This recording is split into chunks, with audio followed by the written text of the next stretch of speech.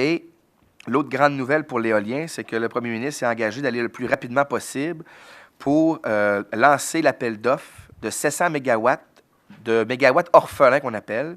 C'est des mégawatts qui n'ont pas pu être réalisés pour X et X raisons dans la stratégie gouvernementale de doter le Québec de 4000 mégawatts d'énergie éolienne.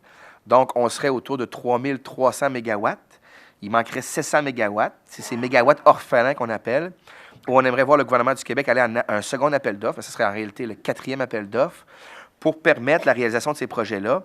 Et c'est clair que pour nous, encore là, avec un contenu gaspésien, c'est beaucoup d'emplois. C'est des emplois qui pourraient permettre, entre autres, à LM Wind Power d'avoir, en fait, compte un carnet de commandes bien rempli de 2016 jusqu'à 2019-2020. Donc, quand même de belles années là, pour l'entreprise ici qui est installée à Gaspé.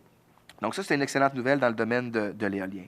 Donc, ce qu'on a tout simplement passé comme message, c'est que, parce que j'ai vraiment vu, moi, un premier ministre là, passionné, avec vraiment là, de la volonté, là, je veux dire, il vendait le Grand Nord là, comme son projet, puis le projet d'avenir du Québec pour les 25 prochaines années. Là, c'était le positionnement qu'on devait avoir comme Québécois.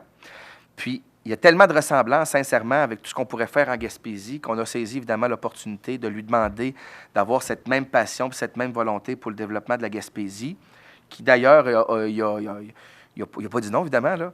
Il a vraiment saisi cette opportunité-là, lui aussi, pour dire que le gouvernement va être au rendez-vous, on va investir des sommes importantes encore en Gaspésie, on l'a fait, puis on va continuer de le faire. Et entre autres, avec la nouvelle corporation que sera Ressources Québec.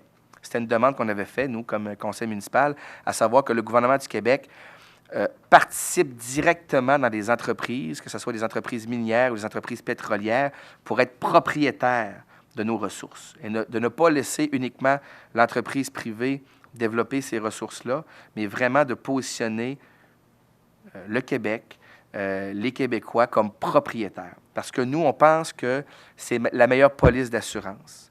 Lorsque les Québécois, collectivement, sont propriétaires de leurs ressources, bien, on a plus de pouvoir, c'est clair, un pouvoir concret, un conseil d'administration, pour demander à ce que les choses soient faites dans un modèle qui correspond à nos attentes. Quand on est propriétaire d'une entreprise, on peut décider de la façon que l'entreprise va opérer, de la façon que l'entreprise va gérer, et on pense que nous, c'est la meilleure police d'assurance pour s'assurer que ce qui va être fait dans le développement des mines, dans le développement pétrolier, soit dans un modèle qui correspond à nos attentes et qui correspond à notre vision des choses. Donc ça, c'est quand même une bonne nouvelle. 500 millions qui vont être investis dans Ressources Québec. On parle d'1 milliard à terme.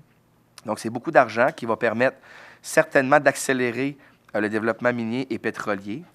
D'où l'importance, parce qu'on était un peu en veille de ce qui se passait, que ce soit chez Petrolia ou Junex dans le secteur, mais avec cet outil-là économique que ces entreprises-là vont avoir d'ici quelques semaines, quelques mois, d'après moi, là, on va tomber là, en vitesse grand V, là, et ça va être à nous de bien se positionner, de bien exprimer clairement notre vision de développement pour s'assurer que ce qui va être fait dans les prochains mois, les prochaines années, correspond à nos attentes. Et là, évidemment, c'est toute l'histoire du développement pétrolier dans notre grande ville. Moi, j'ai pu réitérer encore la position du conseil de ville, à savoir qu'on est contre la fracturation, qu'on ne veut pas être une région cobaye, qu'on ne veut pas que les entreprises utilisent ce procédé-là pour aller chercher cette ressource naturelle qu'est le pétrole. On l'a fait depuis des centaines d'années d'une façon traditionnelle, qu'on appelle avec des forages traditionnels, et on n'aimerait pas voir l'utilisation de la fracturation pour exploiter le pétrole qui est sur notre territoire.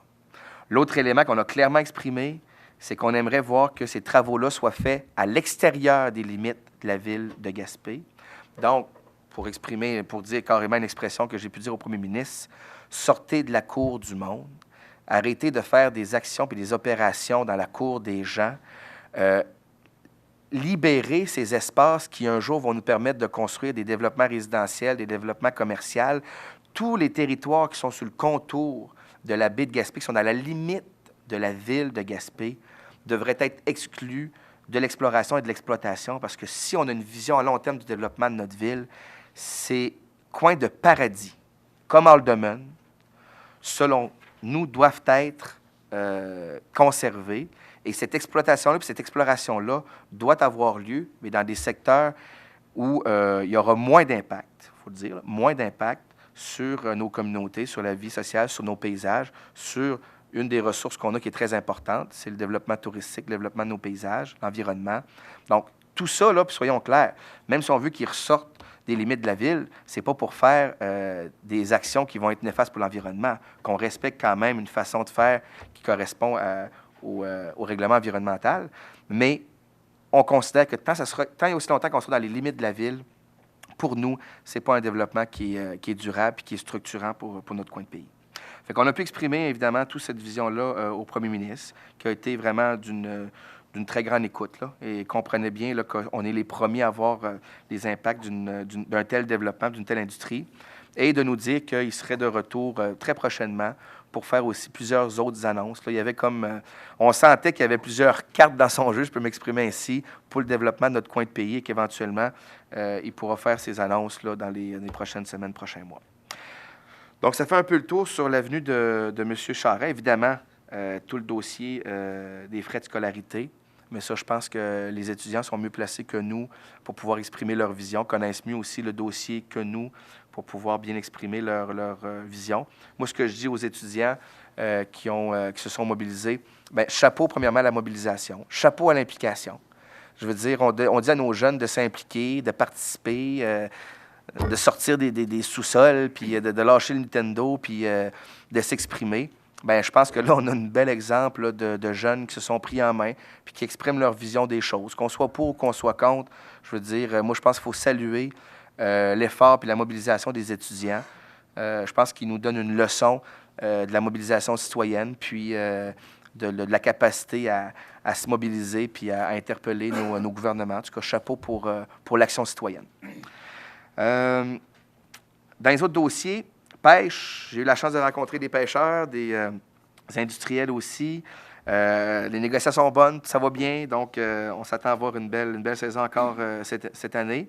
Il y a le tourisme où on est encore inquiet à savoir est-ce qu'on aura une bonne saison ou pas. En tout cas, pour l'instant, là, c'est encore trop tôt pour exprimer une appréciation là, de la saison. Mais écoutez, on souhaite à tous ceux qui sont dans le domaine qu'on puisse avoir une très bonne saison.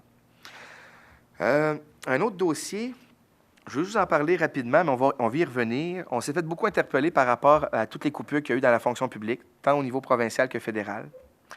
Et puis, dans les prochaines semaines, là, on va être en mesure là, de se positionner puis de faire une annonce très concrète en ce qui a trait à la réalité de la Gaspésie par rapport aux coupures qu'on a vécues, tant au niveau provincial que fédéral.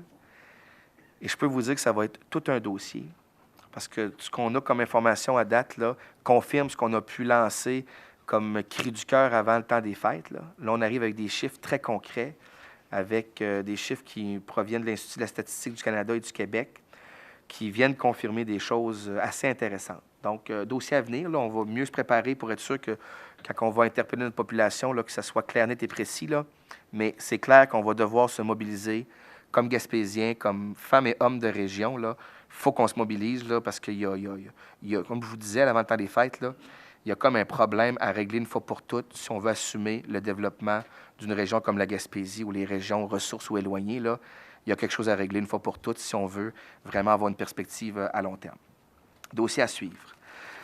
Dossier croisière, bien, vous avez entendu les bonnes nouvelles. Là. On a eu 2 réunions pour vous le dire. Mais on a d'autres bonnes nouvelles qu'on ne peut malheureusement pas confirmer publiquement, mais pour vous dire que on est très, très confiant de voir une gare intermodale se réaliser cette année et qui va respecter tout à fait le budget qu'on s'était fixé avant de réaliser ce projet-là. Donc, ce que je vous dis, c'est que ce qu'on comprend, c'est qu'il y aura un début de construction dès le début de l'été. Et puis, ce sera un projet qui sera réalisé dans les budgets qu'on s'était alloués. Donc, vraiment, vraiment une très, très bonne nouvelle pour la grande ville de Gaspé.